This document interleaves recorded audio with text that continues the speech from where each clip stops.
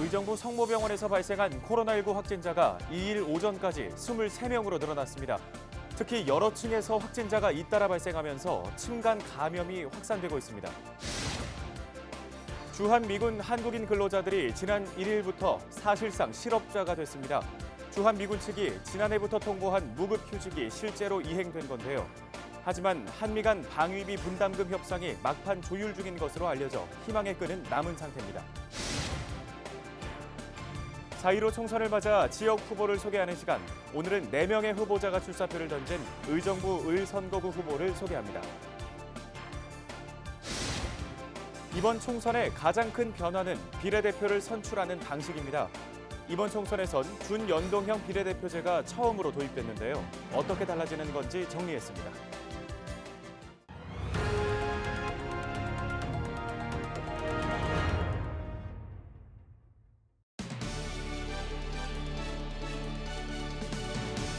시청자 여러분 안녕하십니까?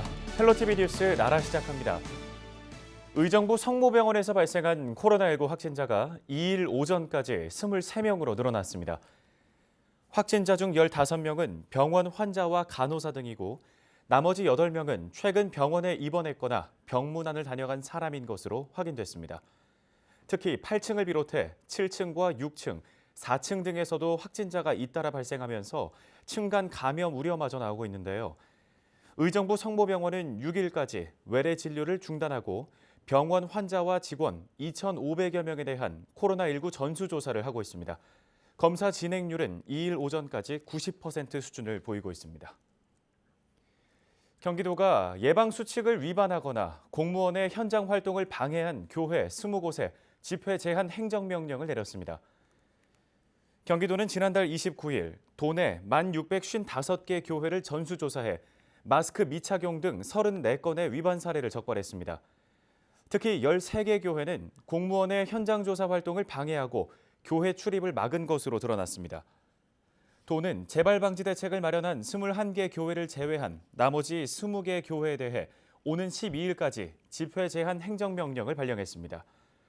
행정명령을 위반할 경우 300만 원 이하의 벌금에 처해지며 확진자 발생 시 방역비 전액에 대한 구상권이 청구됩니다. 경기도가 외국에서 들어오는 모든 경기도민을 대상으로 전용 공항버스를 운영합니다. 해외 유입을 통한 코로나19 확산 가능성을 줄이기 위한 조치인데요. 최지현 기자가 취재했습니다. 인천공항 안에 버스 대합실이 마련됐습니다. 입국자들이 탑승 신청을 하고 시간이 되자 차량에 몸을 싣습니다. 방역복을 입은 버스 기사가 승객을 맡고 여느 공항버스 노선과는 좀 다릅니다.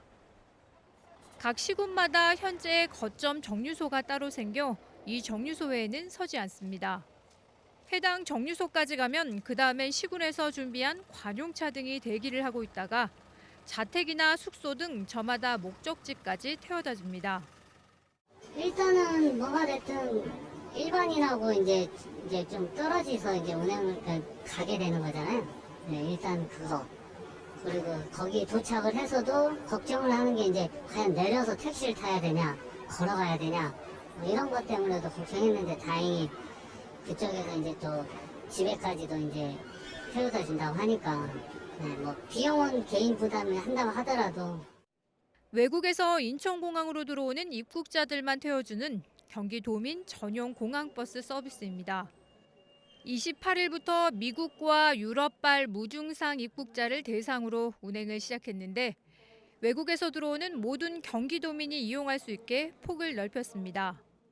경기도는 전용 공항버스 10개 노선을 이용하여 인천공항 탑승자를 도내 15개 거점 정류소로 이송할 계획입니다. 이용자는 거점 정류소 하차 후 시군이 제공한 관용차, 콜밴 등 연계교통수단 85대를 활용하여 귀가하게 됩니다. 모두 10개 노선, 21대 규모. 해외 입국자의 대중교통 이용에서의 접촉자를 줄일 수 있어 경기도는 2차 감염을 최소화하면서 입국자들에 대한 추적 관리를 강화할 수 있을 것으로 보고 있습니다. 인천공항에서 경기 지역 15개 거점 정류소까지 하루 55회 운행하며 노선 및 운행 시간 등 자세한 사항은 경기도 공항버스 운행 상황실이나 시군 상황반에서 안내받을 수 있습니다. 경기지TV 최지연입니다.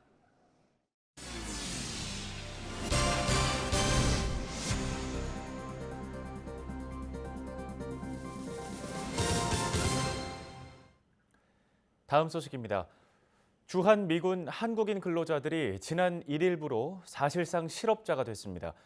주한 미군 측이 지난해부터 밝혀온 무급 휴직 통보를 실제로 이행했기 때문인데요. 이번 사태의 원인인 한미 간 방위비 분담금 협상은 최종 타결이 임박한 상황인 것으로 알려져 희망의 끈은 여전히 남아 있습니다. 이지훈 기자입니다.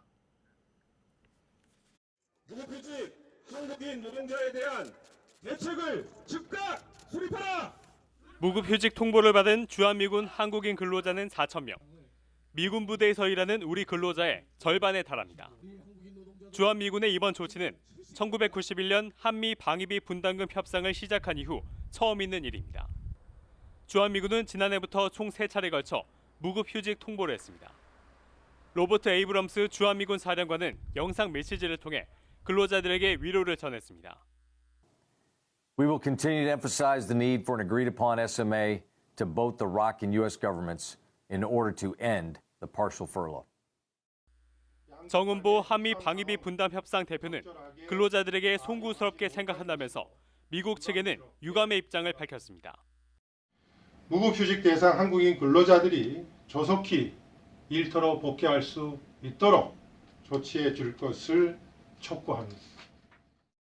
정 대표는 영상 메시지에서 한미 방위비 분담 협상이 조만간 최종 타결될 것으로 기대한다며 실마리를 남겼습니다.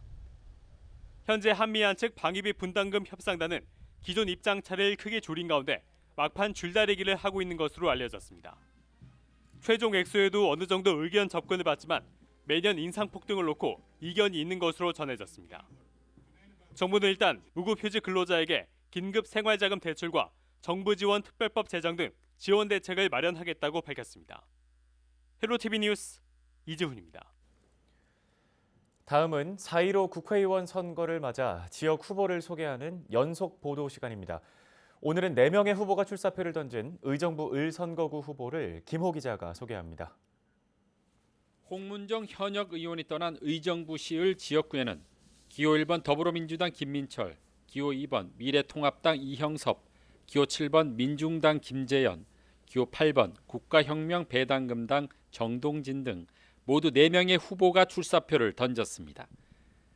더불어민주당 김민철 후보는 52살로 연세대학교 대학원을 졸업했습니다.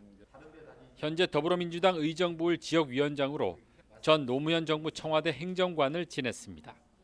재산은 7억 8천여만 원을 신고했고 육군 하사로 만기 전역했습니다. 세금 체납과 전과 기록은 없으며 한 번의 입후보 기록이 있습니다. 미래통합당 이영섭 후보는 40살로 성균관대학교 법학과를 졸업했습니다. 변호사로 현재 미래통합당 의정부시을 조직위원장으로 활동하고 있습니다. 재산은 6억 1천여만 원을 신고했고 10년간 군복무를 했으며 소령으로 전역했습니다. 세금 체납과 전과 기록은 없으며 이 후보는 이번이 처음입니다. 민중당 김재현 후보는 39살로 한국외국어대학교 노옥과를 졸업했습니다. 19대 국회의원을 지냈으며 현재 반환미군기지 시민참여위원회 조례 청구인 대표로 활동하고 있습니다. 재산은 2억 4천여만 원을 신고했고 국가보안법 위반에 따른 전과 기록이 있습니다. 세금 체납은 없으며 3번의 입후보 기록이 있습니다. 국가혁명 배당금당 정동진 후보는 68살로 전 동진종합식품 대표로 기업 활동을 했습니다. 신고한 재산은 없으며 작물 취득과 식품위생법 위반, 음주운전 등 3번의 전과 기록이 있습니다. 세금 체납과 입후보 기록은 없습니다. 홍문종 현역 의원이 비례대표로 출마하면서 새 주인을 기다리는 의정부시을 선거구. 4명의 후보가 각자의 장점을 내세우며 대결을 펼치고 있습니다. 헬로티비 뉴스 김호입니다. 제21대 총선의 가장 큰 변화 중 하나는 바로 비례대표를 선출하는 방식입니다.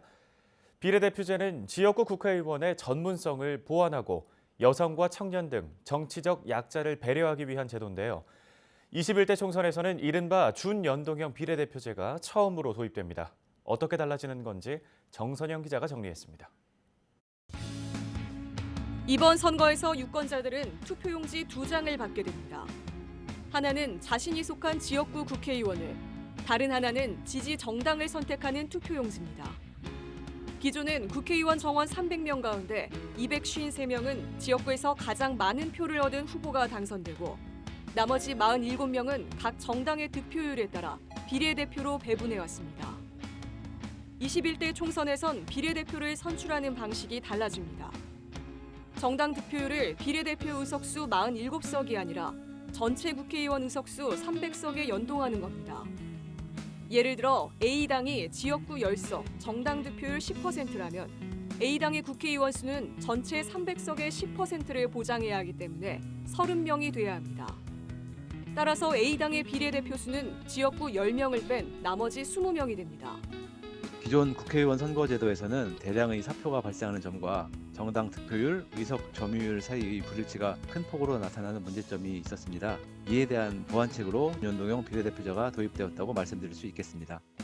하지만 의석수가 감소할 것을 예상한 거대 양당은 공직선거법 개정을 통해 완전한 연동형 비례대표제가 아닌 준연동형 비례대표제를 도입했습니다. 연동형이 정당 득표율을 전체 의석수의 100% 적용한다면 준연동형은 50%만 적용합니다. 예를 들어 지역구 10석, 정당 득표율 10%인 A당에 이를 다시 적용해보면 A당의 국회의원 수는 전체 정원 300명의 10%인 30명에서 50%만 준연동한 15명입니다. 따라서 A당의 비례대표 수는 지역구 10명을 뺀 나머지 5명이 됩니다. 하지만 이마저도 만족하지 못한 거대 정당은 기존 비례대표 제도의 이점을 포기하지 않고 제도를 또 한 번 변형합니다. 결국 전체 비례대표 의석수 47석 가운데 최대 30석까지만 준연동형 비례대표제를 적용하고 나머지 17석은 기존대로 정당 득표율에 따라 배분하는 것으로 최종 결정됐습니다. 유권자들의 표심을 보다 정확하게 반영하기 위해 도입된 연동형 비례대표제. 정치권의 셈법에 따라 수식이 복잡해지고 자매 정당이라 불리는 비례 위성 정당이 난립하면서 본래 취지가 퇴색됐다는 지적이 나오고 있습니다. 헬로티비 뉴스 정선영입니다. 다음 소식입니다. 양주시는 시청과 읍면동 행정복지센터에서 일할 청년 일자리 사업 참여자를 모집합니다. 모집 인원은 12명으로 만 19세 이상, 39세 이하 청년층을 우선 선발합니다. 선발된 참여자는 시청과 읍면동 행정복지센터에서 코로나19 대응 긴급복지 지원 업무와 복지 업무 등 취약계층 대민 업무를 보조하게 됩니다. 포천시는 코로나19에 따른 농업인 피해를 최소화하기 위해 농기계 임대료를 50% 감면한다고 밝혔습니다. 농번기인 4월 1일부터 7월 31일까지 포천시 농업기술센터가 보유 중인 40종 317대의 임대료가 50% 감면됩니다. 시는 코로나19로 인해 농촌 일손의 큰 비중을 차지하는 외국인 근로자 입국 차질로 인력난이 예상되면서 농기계 임대료 인하를 통해 일손 부족을 해결하겠다는 계획입니다. 포천시는 봄철 산불 취약 시기를 맞아 산불 예방에 나섭니다. 포천시는 논밭두렁 소각, 농림 부산물 소각, 쓰레기 소각 등은 봄철 대형 산불로 이어질 수 있다며 각별한 주의를 요구했습니다. 올해 포천에서 발생한 산불은 총 8건으로 원인은 농림 부산물 소각이 4건, 입산자 실화가 2건, 원인 미상 2건으로 나타났습니다. 끝으로 날씨 정보 전해드립니다. 금요일엔 최저기온 2도, 낮 기온은 18도 예상됩니다. 전국이 대체로 맑은 가운데 건조하겠고 하루 종일 초미세먼지 농도가 나쁨 수준을 보이겠습니다. 대기질이 좋지 못하니까요. 호흡기 관리에 주의하시기 바랍니다. 경기 북부 주간 날씨 보시죠. 며칠간 곳에 따라 바람이 강하게 불겠습니다. 해안가 등을 중심으로는 주의하셔야겠고요. 바람이 강할 때는 작은 불씨도 금세 큰 불로 커질 수 있습니다. 영농기를 맞은 농가에서도 주의를 기울이시기 바랍니다. 생활지수입니다. 북쪽 찬 공기가 갑작스럽게 내려오면서 이번 주말에는 조금 쌀쌀해질 것으로 보입니다. 바람도 강해서 체감 기온은 더 낮겠으니까요. 면역질환 관리 주의하시기 바랍니다. 뉴스를 마칩니다. 시청해주신 여러분 고맙습니다.